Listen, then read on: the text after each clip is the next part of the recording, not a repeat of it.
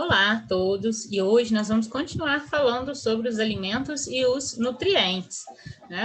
Na aula passada, nós falamos sobre os micronutrientes. Hoje nós vamos falar sobre os macronutrientes, né? Então, a nossa estrutura curricular continua sendo os alimentos e nutrientes, né? São os programas e indicadores de saúde pública.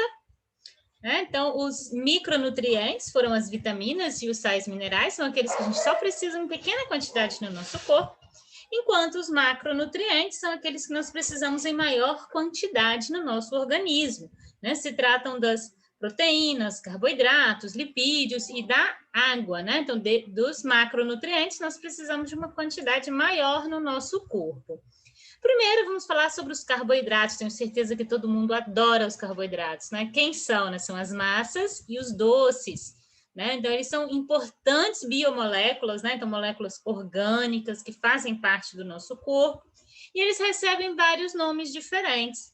Eles podem ser chamados de hidratos de carbono, glicídios ou de açúcares. Açúcar não é só o que é doce, né? Então, o pão, o macarrão, o arroz, batata, tudo isso são açúcares, né? Não apenas o que é doce. De modo bem geral, essa molécula é formada principalmente, né, por carbono, hidrogênio e oxigênio, e elas são as mais abundantes, né, em todos os seres vivos. Quais são as funções dos carboidratos, né? Quando a gente ingere o carboidrato, o que acontece com ele no nosso corpo? A principal função é energética. O que significa isso? Significa que o nosso corpo transforma isso em energia, né? Então, quando a gente se alimenta lá do pão, do macarrão, o nosso corpo vai quebrar essa molécula em carboidratos menores. Isso vai para o sangue vai levar esse açúcar para dentro da célula e a célula vai transformar isso em energia, né? Então, é por isso que quando a gente se alimenta de muitos carboidratos, a gente tem que se exercitar, né? Porque a função é a produção de energia. Porém, né, os carboidratos eles podem ter outras funções no nosso corpo. Por exemplo, eles podem também, né, participar da estrutura do DNA, que são os ácidos nucleicos, e outras funções estruturais. Por exemplo, nas plantas, né, ele compõe a parede celular.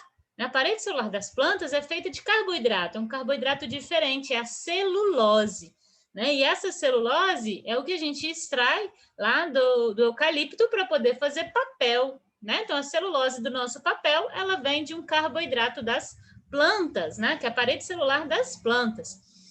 Um outro tipo de carboidrato que tem função estrutural é a quitina. A quitina, ela compõe a parede celular dos insetos. Então, é isso daqui, né? De que quando ele faz a troca, a equidise, né? Ele vai se livrar dessa equidise feita de quitina velha e vai produzir um exoesqueleto novo, né? Então, a principal função do carboidrato na gente, que é mamífero, né? É energética. Mas, né, nas plantas e nos invertebrados podem ter outras funções também.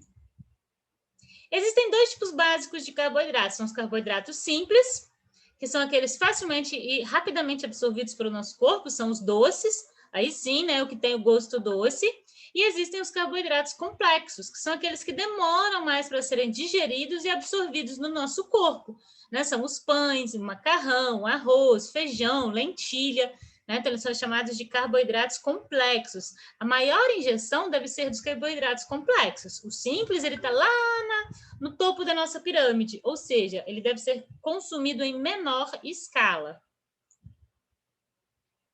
Quais são os alimentos ricos em carboidratos, né? Então, tudo que é de origem vegetal, tudo que vem das plantas, né? Então, tudo que vem das plantas vai ser rico em carboidrato, porque elas produzem glicose, que é o açúcar, como no processo da fotossíntese, né? Então, todas as plantas da Terra, elas produzem carboidratos durante a fotossíntese. Para a planta, isso funciona como uma forma de energia também.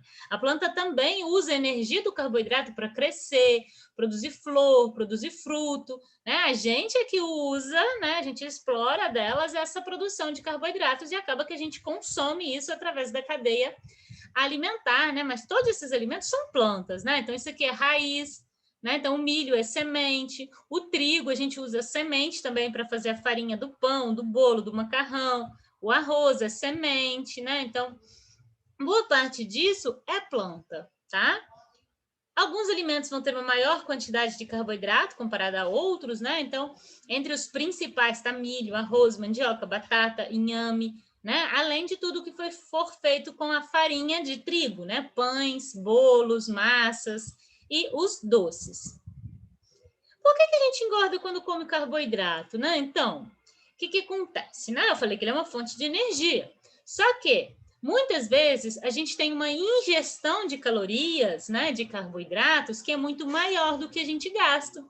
Quando a gente ingere uma quantidade maior do que a gente gasta, a gente passa a estocar. Quando a gente estoca esse carboidrato, ele vai ser transformado em gordura, né? E essa gordura pode levar a gente à obesidade. Por isso que é importante que a gente faça uma manutenção equilibrada do que a gente consome com o que a gente gasta. Né? Então, a gente não pode consumir mais alimento do que o que a gente gasta na forma de energia. Tá bem? Então, o excesso desse carboidrato pode levar a várias doenças, entre elas a obesidade, quando isso for transformado em gordura, e também pode levar ao diabetes. O diabetes é quando o nosso corpo ele não consegue produzir insulina suficiente para mandar esse açúcar para dentro da célula. Aí acaba que o açúcar não entra na célula, a gente não produz energia, né? E o açúcar fica no sangue, sendo que ele deveria estar dentro da célula. Então, a gente tem que regular o consumo do carboidrato com a nossa produção de insulina também, né? Então, a gente tem que maneirar no consumo do carboidrato, sempre equilibrando com o nosso gasto energético. Os lipídios são as gorduras, né? Então, a gente já implica bastante com o lipídio, né? Que é a gordura. A gente não quer gordura no nosso corpo, mas a gordura tem suas funções positivas também. Primeira coisa, ela é fonte de energia, né? Então, da mesma forma que o carboidrato ele é uma fonte de energia, a gente também usa gordura como fonte de energia.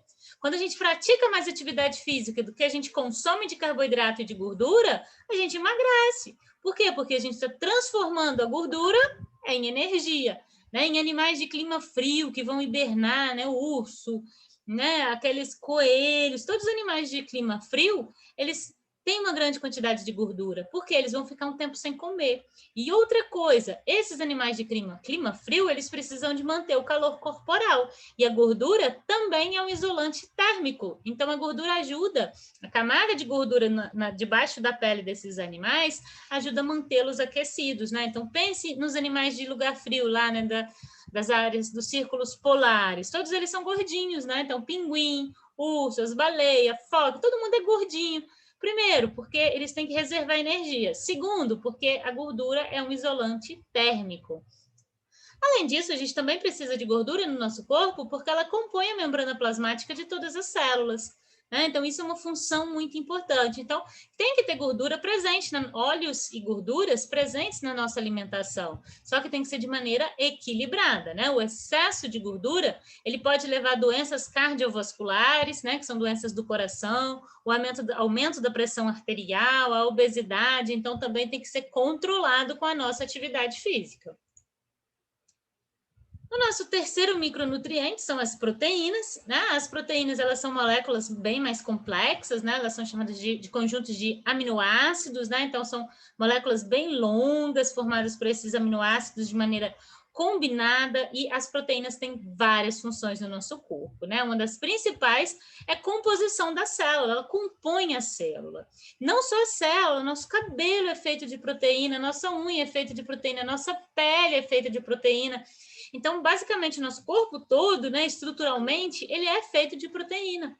Né? Então, a parede das células tem proteínas, né? Então, eles são fundamentais na estruturação do nosso organismo. Que eu coloquei um exemplo, né? A hemoglobina que está no glóbulo vermelho, lembra? Eu falei sobre ela quando a gente falou sobre o ferro. Né? A hemoglobina é uma proteína que precisa do ferro. Então, um elemento químico aqui, que é o ferro, ele precisa estar grudadinho nessa hemoglobina, que é o que dá cor vermelha ao sangue, ao glóbulo vermelho. Só para a gente ter uma ideia, né? A pele contém proteína, cabelo é formado de proteína, as enzimas digestivas que estão na amilase, que está na boca, né? Todas as enzimas que participam da digestão no estômago e no intestino também são proteínas, né? Então, elas vão atuar na digestão. Fibras nervosas, nossos nervos têm proteína. Os hormônios, boa parte deles, né, que um exemplo é a insulina, que é produzida pelo pâncreas, é uma proteína. os tendões, as unhas, né? Tendão é o que une o músculo ao osso, a proteína, fibra muscular, nosso próprio músculo, ele tem proteína também. Então, estruturalmente, a gente depende demais das proteínas e precisamos ter uma alimentação rica em proteínas, né? Para que isso seja desmontado durante a digestão, levado até as células e que as células possam remontar, produzindo células novas, né? E renovando e desenvolvendo o nosso corpo. Quais são as fontes de proteína? Existem fontes de proteína animal, né? Carnes de modo geral, né? Leite, ovo, queijo, e proteínas vegetais, né? Que eu coloquei um dado bem interessante, que é a quantidade de proteína por alimento. Olha quanta proteína tem no espinafre. Couve-flor, 40%, pimentão, 22%, cogumelos são muito ricos em proteínas, né? A salsa, o brócolis, o amendoim, né? Então, existem vários alimentos, tanto animais quanto vegetais, que são ricos em proteína. Vejam que quando a gente come o espinafre, ele tem proteína, ele tem fibra, ele tem vitamina, sais minerais, quanta coisa, hein? Quando a gente come o espinafre. Brócolis, a mesma coisa.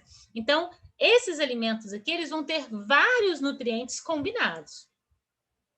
A água também é um macronutriente, né? A água, ela representa boa parte do peso do nosso corpo, né? Então, se a gente pesa 100 quilos, por exemplo, 60 quilos corresponde à água. É muita coisa, né? Então, se você pesa 50, significa que 30 quilos é água. É muita coisa, né? Então, isso em um indivíduo adulto, em uma criança é mais, pode representar 80% do seu peso, né? Que eu coloquei a porcentagem por órgão. Nosso sangue é 81% água, pele 64%, músculo 75% água. Né? Então, a água, ela compõe as nossas células, né? Então, elas estão dentro das nossas células, estão também fora da nossa célula, então, líquido extracelular, né? Lubrifica o nosso olho, né? Dentro dos nossos órgãos. E, além disso, ela é um solvente muito poderoso, né? Então, dentro do nosso corpo, né, acontecem várias reações químicas, e boa parte dessas reações químicas vão acontecer na água que está, né, dentro do nosso estômago, dentro do intestino, ou até mesmo no sangue, né? E no sangue mesmo, onde que ela está sendo mais abundante, né, mais de 80%, a água ela vai ser fundamental para transportar as substâncias, né? Então, o oxigênio, o açúcar, as gorduras, tudo isso vai estar aqui na água, né? E vai ser transportado até as células. Essa parte onde tem água no nosso sangue é chamada de plasma sanguíneo. Além disso, né, mais ainda, nos nossos rins, né, as substâncias tóxicas que são presentes na urina, elas vão ser diluídas em água. Por isso que a gente tem que consumir muita água se não quiser ter problema de rins, né? Pedras nos rins, infecção urinária. Por quê? Porque a água dilui as substâncias tóxicas, né? E isso vai ser eliminado depois na urina. Suor, né? Então, a água também controla a nossa temperatura corporal, né? Quando a gente sua, a gente está eliminando calor, né, junto com a água, e quando esse suor evapora, ele causa um resfriamento da temperatura corporal, né? As lágrimas também, né? Isso evita o ressecamento da córnea, ajudando na limpeza dos nossos olhos, previne infecção. Então, a água tem várias funções, né? Por isso que é ideal que a gente tenha um consumo adequado de água. Então, é isso, né, que eu coloquei um exemplo do que é uma refeição saudável, né? Ainda que a gente não goste, mas eu não gosto de pepino, eu não gosto disso, eu não gosto daquilo. Nós precisamos fazer um esforço, né? O caso do Garfield aqui, né? Essa foi uma refeição saudável, eu também não gostei. A questão não é a gente gostar ou não, né? Mas a gente tem que manter o nosso corpo funcionando, né? Então, não gosta? Substitui por uma outra verdura que você gosta. Hoje você come o pepino, amanhã você come o brócolis, depois de amanhã come outra coisa. Mesma coisa com as frutas, né? Vá substituindo. A gente não precisa comer tudo, né? Nem gostar de tudo. Mas é importante que a gente tenha uma alimentação que seja variada, né? De forma que a gente consiga ingerir variação de carboidratos, de lipídios, né? De proteínas, de sais minerais, consuma água. As frutas também são ricas em água, então a gente tem que ter uma alimentação que seja variada e que seja equilibrada. Então, qualquer dúvida que vocês tiverem, podem me enviar.